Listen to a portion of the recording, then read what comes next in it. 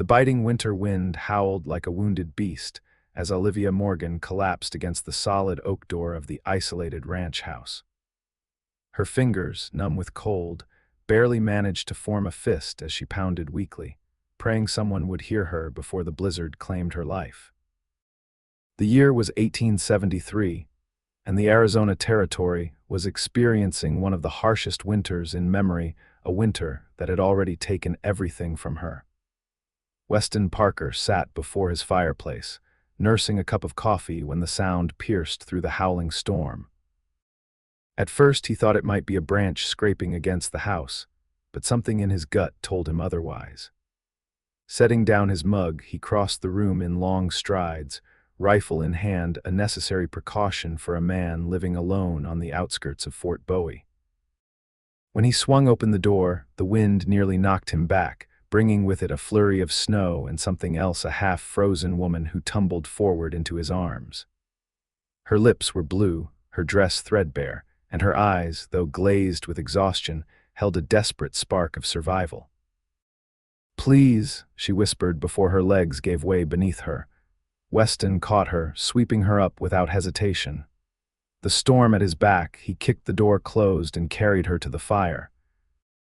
Her body felt frighteningly light in his arms, and beneath the dirt and frost on her face, he could see high cheekbones and delicate features pinched with hunger and cold. "Miss, can you hear me?" he asked, laying her gently on the bearskin rug before the hearth. Her eyelids fluttered, but she remained silent, her breathing shallow. Weston's mind raced. He had been a cowboy most of his life, working the cattle drives between Texas and the Arizona Territory before settling on this modest ranch 3 years ago. He had treated injured horses and men, but a half-starved woman was beyond his experience. He threw another log on the fire and hurried to the kitchen, where a pot of stew had been simmering all day. Filling a bowl, he returned to find her struggling to sit up, her movements weak but determined.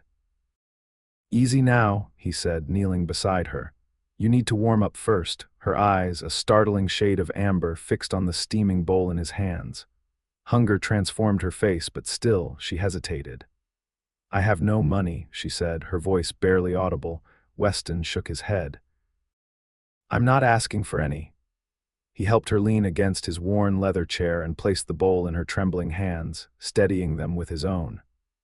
Despite his own hunger, he hadn't eaten since morning. He watched as she took her first cautious spoonful, then another with increasing desperation.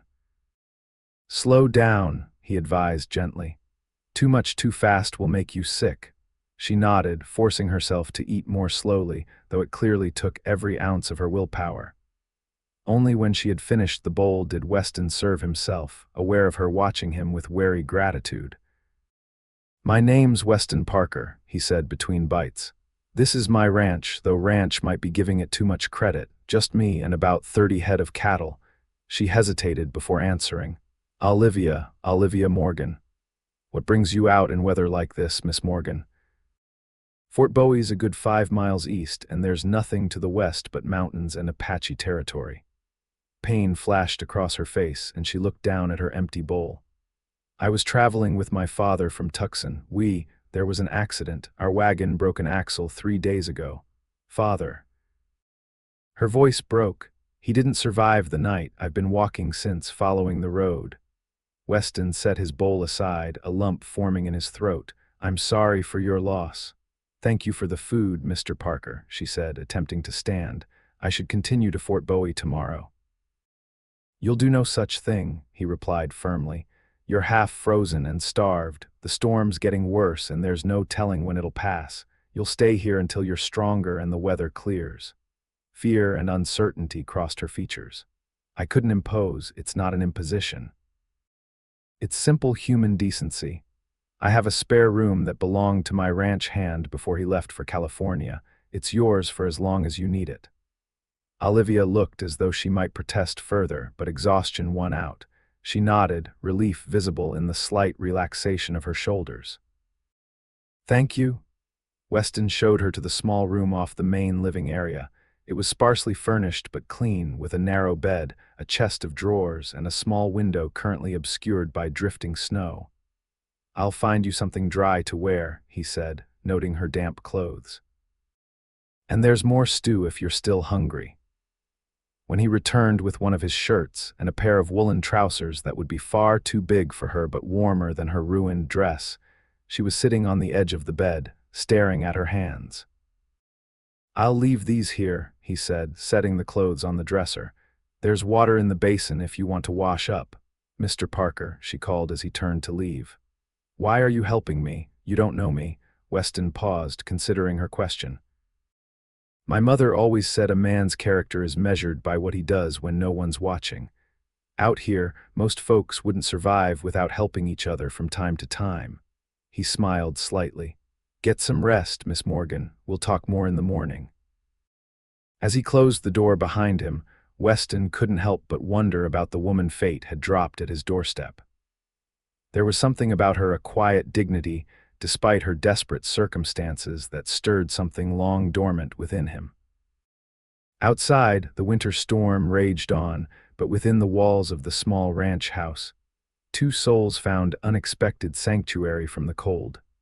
Morning arrived with blinding brightness as sunlight reflected off the snow-covered landscape. Weston had been up for hours, tending to his livestock in the barn attached to the house by a covered walkway, a feature that had saved his animals more than once during harsh winters. When he returned to the house, stomping snow from his boots, he found Olivia in the kitchen, attempting to start a fire in the stove. She had dressed in the clothes he'd provided, the shirt sleeves rolled up several times and the trousers cinched tight with a piece of rope. Despite the ill-fitting garments, she carried herself with unmistakable grace. Good morning, he said, hanging his coat by the door. She startled slightly, turning to face him. Mr. Parker, I hope you don't mind. I wanted to make myself useful. Not at all. He moved to help with the stove, adding kindling to the embers. Did you sleep well? Better than I have in weeks, she admitted, some color having returned to her cheeks. Though I fear I've put you out of your bed. Weston shook his head. I slept just fine on the bearskin. Not the first time I've bedded down by the fire, and it won't be the last. Working together, they prepared a simple breakfast of flapjacks and bacon. Weston noted how deftly she moved around the kitchen despite her obvious exhaustion, and he wondered what her story truly was. A woman of her bearing seemed out of place in the wilderness. As they ate, the silence between them grew comfortable rather than strained. Finally, Olivia spoke, her voice stronger than the night before. I should tell you more about myself, Mr. Parker, given your kindness. You don't owe me explanations, he replied. Perhaps not, but I'd like to offer them all the same. She set down her fork. My father was Professor James Morgan, a geologist. He was commissioned by a mining company to survey potential silver deposits near Fort Bowie. I accompanied him as his assistant and transcriber. A small, sad smile touched her lips. He always said I had the neater handwriting. Weston listened as she described their journey from Boston 6 months earlier, the work they'd done throughout the territory, and their final trip that had ended in tragedy. We were caught in the storm. The wagon wheel hit a deep rut and the axle snapped. By the time we realized how serious it was, the temperature had dropped and my father, her voice wavered. His heart had been weak for years. The cold, the exertion of trying to free the wagon, it was too much. I'm truly sorry, Weston said. No one should face such hardship alone. The worst part is that I couldn't even bury him properly. The ground was too frozen. Tears welled in her eyes, but she blinked them back with fierce determination. I covered him with our blankets and marked the spot with stones. I promised I'd return when the weather improved. Weston's respect for her grew with every word. Many men would have broken under such circumstances, yet this woman had found the strength to continue. We'll go back, he said without thinking. When the snow melts enough, we'll find him and give him a proper burial. Surprise registered on her face. You would do that? I would. The conviction in his voice surprised even him. Olivia studied him for a moment, as if seeing him clearly for the first time. Thank you, Mr. Parker. Weston, he corrected gently. If we're going to be snowed in together, you might as well use my given name. Weston, she repeated, the sound of his name on her lips oddly pleasing to his ears. Then you must call me Olivia. They spent the day in domestic rhythm, Weston tending to the necessary chores while Olivia, despite his insistence that she rest, helped with what tasks she could manage. The storm had passed, but the snow was deep, and the path to Fort Bowie remained impassable. That evening, Olivia insisted on preparing dinner, using the meager supplies in Weston's pantry to create a surprisingly flavorful stew. "Where did you learn to cook like this?" Weston asked, savoring a spoonful. "My mother taught me before she passed," Olivia replied, a fond memory softening her expression. She believed every person, regardless of station, should know how to prepare a decent meal. She was a wise woman. She was. Olivia hesitated, then asked, "And your family, are they nearby?" Weston shook his head. "Gone now. My father died in the war fighting for the Union. Mother followed a few years later, pneumonia." He stared into the fire. "I came west afterward, didn't see much reason to stay in Missouri." "I'm sorry," she said softly. "It was a long time ago." He looked up, meeting her gaze. Life goes on, as it must. Days turned into a week, the snow gradually melting under the winter sun, but still deep enough to make travel inadvisable. During this time, Weston found himself drawn more and more to his unexpected guest. She was educated and well-spoken, yet unpretentious. She laughed at his dry humor and shared stories of her travels with her father throughout the eastern states.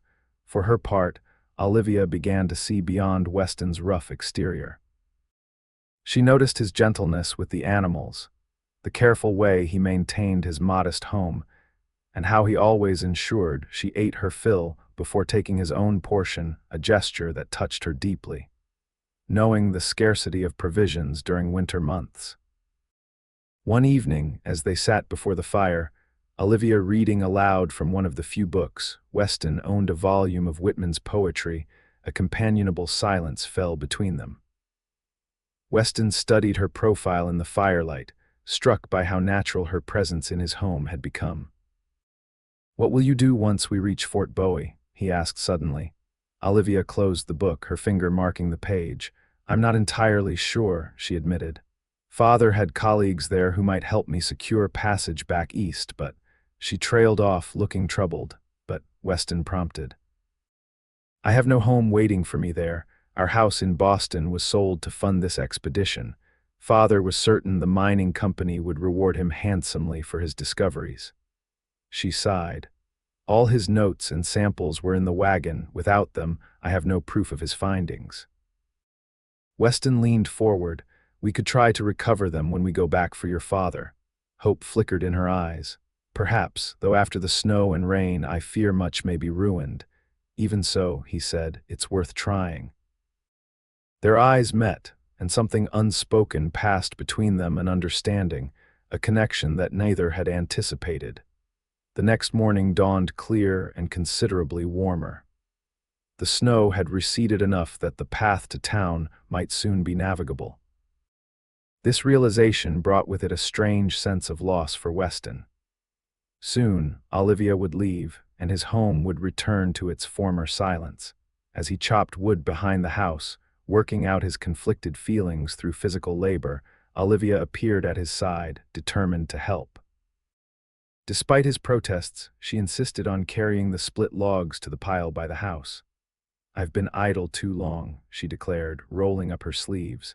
"A little honest work will do me good." They worked side by side, the rhythm of their movements falling into natural harmony. When Weston's axe handle suddenly splintered, the force of the swing threw him off balance. Olivia rushed forward as he stumbled, catching his arm. The momentum brought them together, her hands steadying against his chest, his arm instinctively circling her waist. For a breathless moment they stood frozen, faces inches apart, the winter air clouding between them. "Are you hurt?" she asked, her voice barely above a whisper. "No," he answered, equally quiet. His eyes traced the curve of her cheek, the strands of copper hair that had escaped her simple braid. The urge to pull her closer warred with his sense of propriety. Slowly, reluctantly, they separated, both flushed and not entirely from exertion. "We should check the path to town," Weston said abruptly, needing distance to clear his head. "If it's passable, we might be able to make the journey tomorrow." "Yes," Olivia agreed, though her tone lacked conviction. "That would be wise." They spent the afternoon assessing the condition of the trail that connected the ranch to Fort Bowie. The snow had melted considerably, leaving muddy but traversable paths. Weston estimated they could make the journey by wagon in a day, weather permitting. That evening, an awkward tension hung between them as they prepared what might be their last meal together. Olivia seemed lost in thought, her usual animated conversation replaced by quiet reflection. "Is something troubling you?" Weston finally asked as they sat down to eat. Olivia looked up, her eyes meeting his with unexpected intensity. "I'm wondering if I'm making a mistake." "What do you mean?" She set down her fork, her meal untouched. "Going to Fort Bowie, starting over again among strangers." She drew a deep breath. "These past days, despite the circumstances that brought me here, have been, I've felt, at home," Weston suggested, his heart quickening. "Yes," she admitted softly. "Which is foolish, I know. This is your home, not mine. I'm merely a visitor, an imposition." "You're not an imposition, Olivia." Weston leaned forward, finding courage he hadn't known he possessed. "When I found you at my door that night, I thought I was saving your life, but these past days—" He struggled to find the right words. "It's been a long time since this place felt like more than just walls and a roof, since I've had reason to look forward to each morning." Color rose in her cheeks. "What are you saying, Weston?" "I'm saying I don't want you to leave." The words came out in a rush. Not yet, maybe not at all. The confession hung between them, as fragile as morning frost. Weston immediately feared he'd overstepped, driven away the woman who had so unexpectedly changed his solitary existence. But Olivia's expression softened, and she reached across the table to place her hand over his. "I've been afraid to admit it, even to myself, but I don't want to leave either." Weston turned his hand to clasp hers, rough calluses meeting smooth skin. "Then stay. At least until we've properly laid your father to rest, until you're certain of what you want." "And if what I want is here," she asked, her voice barely audible, "then this place is yours for as long as you desire it." The next day dawned clear and bright. Despite their conversation, they agreed to make the journey to Fort Bowie. Olivia needed proper clothes, and they required supplies if she was to stay longer. More importantly, they needed to inform the authorities about her father and arrange for his proper burial once conditions allowed. Weston hitched his two strongest horses to the wagon while Olivia packed provisions for the journey. The path would be muddy and difficult in places, but with an early start, they could reach town before nightfall. As they set out, the winter sun warming their faces, Olivia felt a curious mixture of hope and trepidation. Her grief for her father remained, a hollow ache in her chest, but alongside it had grown something unexpected, a tender affection for the quiet cowboy who had saved her life with simple kindness and unwavering support. The journey proved more challenging than anticipated. Melting snow had turned portions of the trail to thick mud that sucked at the wagon wheels, requiring Weston to coax the horses through with patient determination. At one particularly difficult stretch, they were forced to unload part of the wagon to lighten its weight, then reload once they reached firmer ground. "I'm beginning to think the blizzard was easier," Weston joked as he helped Olivia back onto the seat, his hand lingering on hers a moment longer than necessary. She laughed, the sound bright against the vast landscape surrounding them. "Perhaps, but the company makes this journey infinitely more pleasant."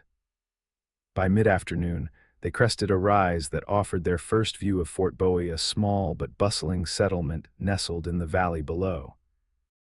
Originally established as a military outpost during conflicts with the Apache, it had grown into a trading center for the surrounding region, with a mix of adobe structures and wooden buildings lining the main street.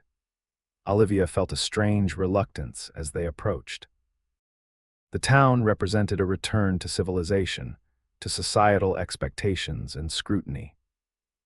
The freedom she had experienced at Weston's ranch wearing men's clothing, working alongside him without judgment, speaking her mind freely would necessarily be curtailed. As if sensing her thoughts, Weston said quietly, "This doesn't change anything, Olivia. Whatever happens in town, my offer stands." She nodded gratefully, drawing strength from his steady presence beside her. Their arrival in Fort Bowie drew curious glances. A woman in men's clothing, traveling alone with a rancher known for his solitary ways, naturally invited speculation. Weston ignored the stares, guiding the wagon directly to the sheriff's office. Sheriff Thomas Blackburn, a grizzled veteran of both the Mexican-American War and the Civil War, listened gravely to Olivia's account of her father's death. He made notes in a worn ledger, his expression sympathetic but professional. "I'm sorry for your loss, Miss Morgan." Professor Morgan had stopped by my office when he first arrived in the territory, seemed a decent sort. He scratched his gray beard. "As soon as the ground thaws enough, I'll send deputies with you to recover his remains." "Thank you, Sheriff," Olivia said softly. "In the meantime," Blackburn continued, eyeing Weston curiously, "where will you be staying, Miss Morgan?" "We have a small hotel. Miss Morgan is my guest," Weston interrupted firmly. "She'll continue staying at my ranch until we can properly lay her father to rest." The sheriff's bushy eyebrows rose slightly, but he merely nodded. "I see. Well, Parker's a good man, Miss Morgan. You're in capable hands." He closed his ledger. "I'll let you know when my men are ready to make the journey." Their next stop was the general store where the proprietor's wife, Mrs. Abernathy, took one look at Olivia and immediately ushered her into a back room filled with ready-made dresses and various fabrics. "Can't have you running around in men's clothes, my dear," the older woman clucked, measuring Olivia with experienced eyes. "Not that there's anything wrong with practicality, mind you, but a pretty young thing like you deserves better." While Olivia was being fitted, Weston purchased supplies: flour, coffee, sugar, and other staples that would see them through the coming weeks. He also selected a bolt of blue calico that reminded him of the color Olivia's eyes took on when she smiled. "A gift," he explained when Mrs. Abernathy raised questioning eyebrows, "for Miss Morgan's kindness in helping around the ranch." The woman's expression softened. "That's right thoughtful of you, Mr. Parker. Been a while since we've seen you show interest in anything beyond cattle and fence posts." Weston felt heat rise in his face but made no comment. By the time they had completed their business in town, which included a brief visit to the mining company office, where Olivia explained her father's situation, the afternoon was waning.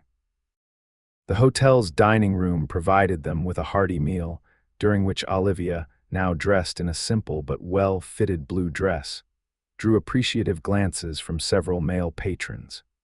Weston found himself uncharacteristically possessive, positioning himself between Olivia and the curious onlookers.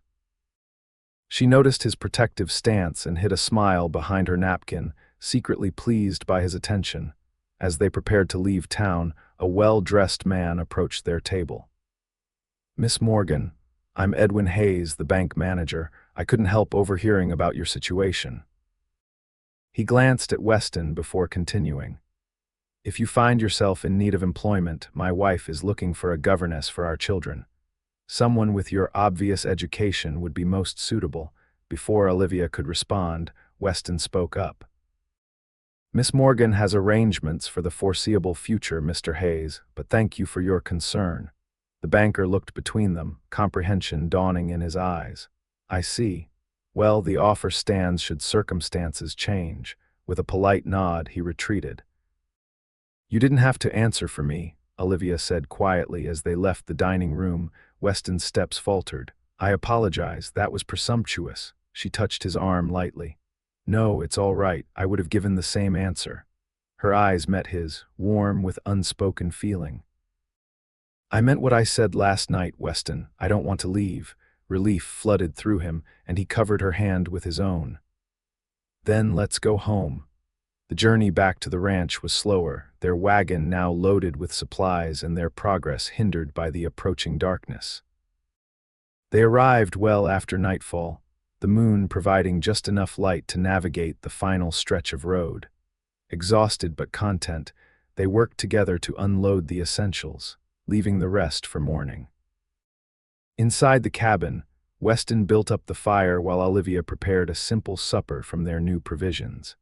As they sat before the hearth, the familiar comfort of the ranch settling around them, Weston found himself studying Olivia in her new dress. She was beautiful, he had known that from the first, but it was her spirit, her resilience and grace in the face of hardship that had truly captured his heart. "You're staring," she noted, a smile playing at the corners of her mouth. "Can you blame me?" he replied honestly.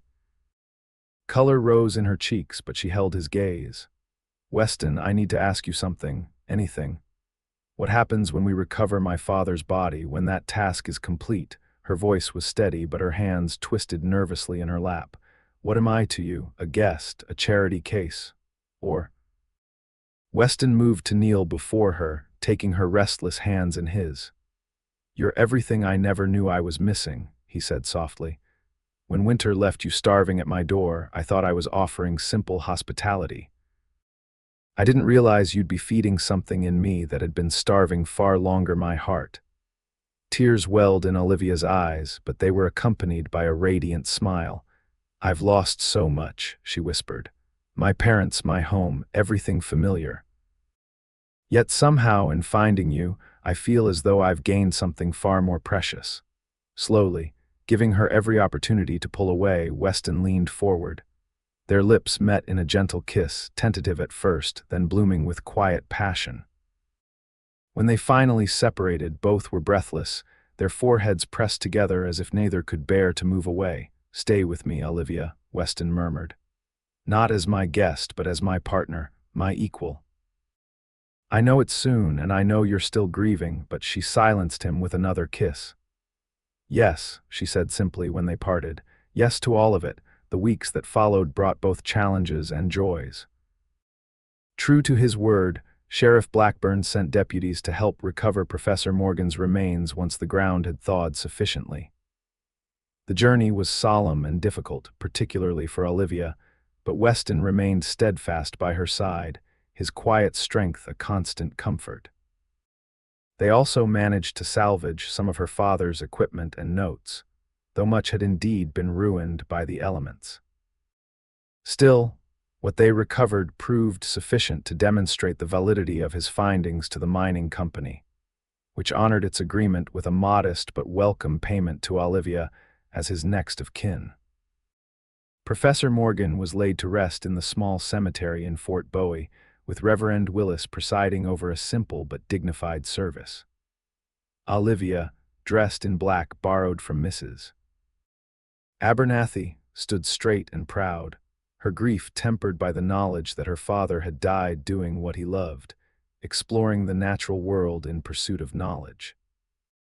As they returned to the ranch afterward, the early signs of spring beginning to emerge across the landscape, Weston took her hand. "Your father would be proud of you, Olivia, the way you faced everything with such courage. He would have liked you," she replied, squeezing his fingers. "He always said the measure of a man wasn't his education or wealth, but his actions in times of crisis. High praise indeed coming from you."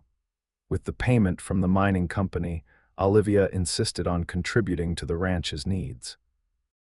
They purchased additional cattle, expanding the small herd, and materials to repair the barn roof that had begun to leak during the winter rains. Working side by side, they transformed the modest ranch into a true home. Olivia's feminine touches softened the Spartan interior curtains at the windows, a colorful quilt on the bed they now shared, wildflowers in pottery vases when the weather permitted. But more significant were the changes that couldn't be seen: laughter where there had been silence, companionship replacing solitude, and love filling spaces long empty. News traveled quickly in the territory.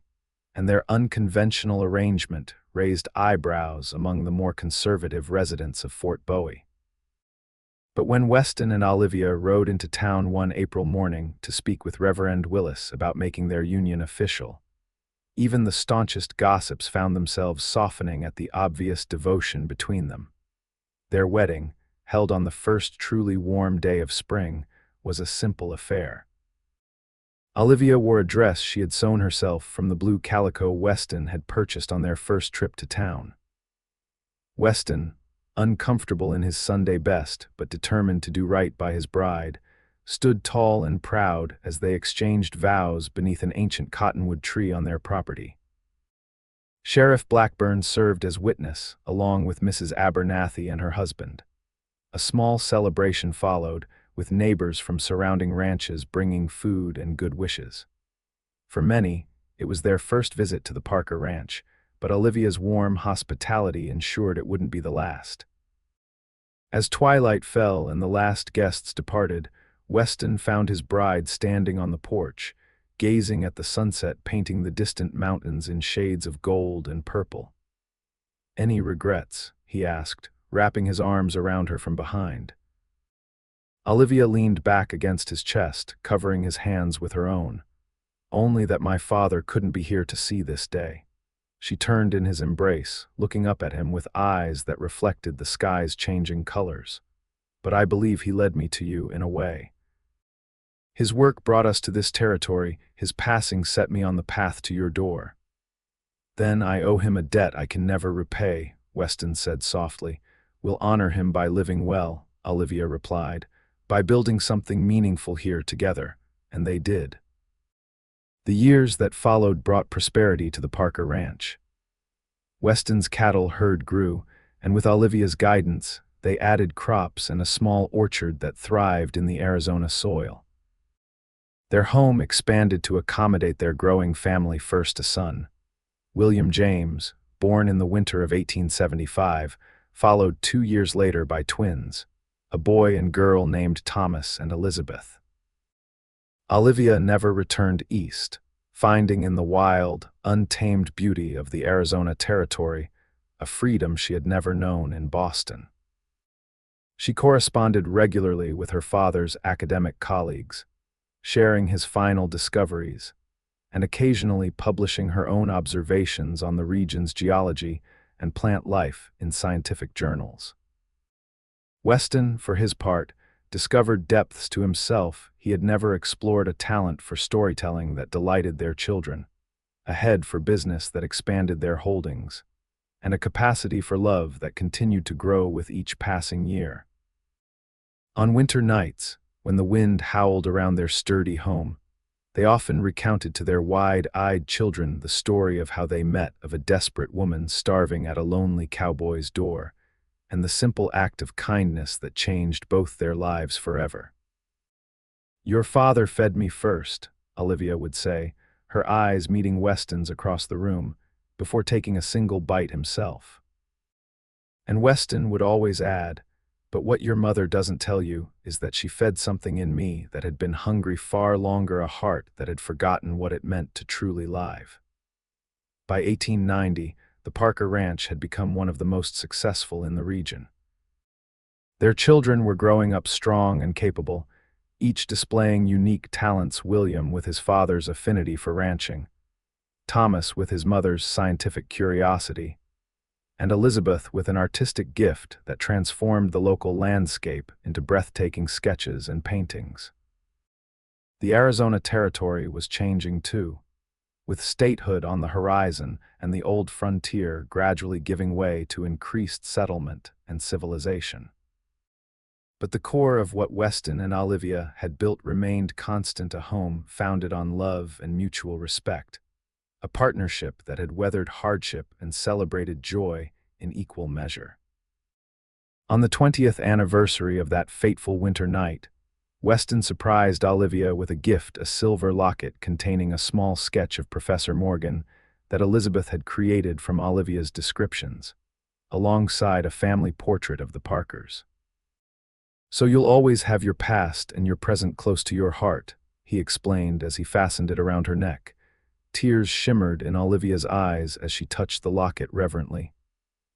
I never imagined, when I collapsed at your door that night, that I was actually finding my way home. Neither did I, Weston admitted, drawing her close.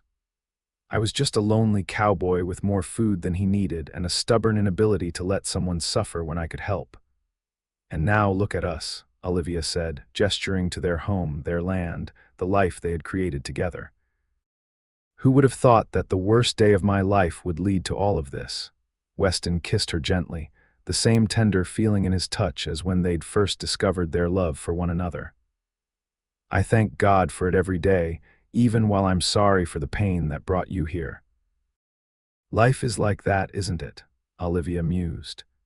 Joy and sorrow woven together so tightly you can't separate them without unraveling the whole fabric.